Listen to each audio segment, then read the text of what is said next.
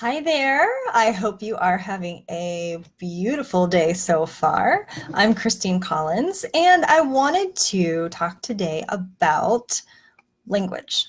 I'm an NLP practitioner as well as a hypnotherapist, and so word choice is something that I pay a lot of attention to and encourage others to begin paying attention to if you're not doing so already. So one of the ways that you can do that is to speak a word or a phrase or sentence, something that you perhaps catch yourself saying pretty often, and pay attention to the way your body feels and the way you feel emotionally when you say that word or phrase. So just to give you some examples to kind of bring this to life, if you catch yourself saying things like, I really struggle with blank. And it may be different, depending on your different skills and your different experiences.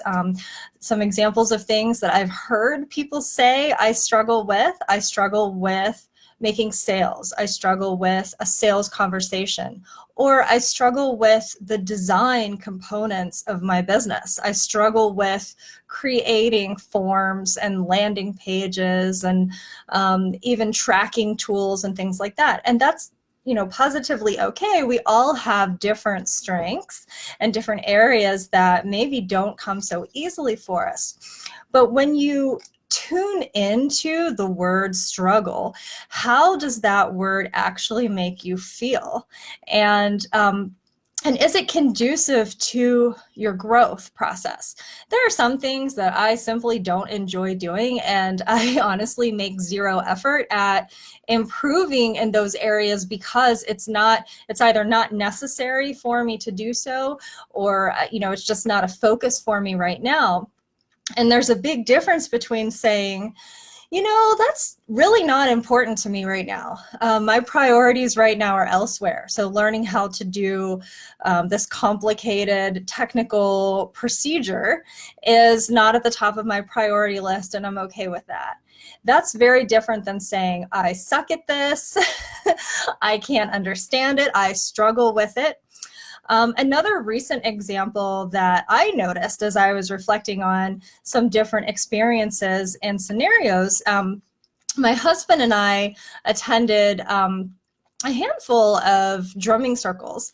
And during one of them, as we were going around kind of introducing ourselves and how we came to be there, I was finished speaking and I, pushed it over to him and said something like, this is my wonderful husband, and I dragged him to this event today. And I realized, is that really the story that I want to be telling? Because it wasn't even true. And so think about the story that you're creating with your words. And if it's the story that you really want to be expressing to the world and to yourself, to your subconscious mind, who's, always there listening for cues about what to do next, if you're telling a story about struggle, that cue is being heard and taken into account. So notice the story that you're telling with your words. Pay attention to the way you feel in your body and your emotional reaction to those words, and decide. You can be choosy, you can be selective, you can decide to tell a different story and make different word choices with your story.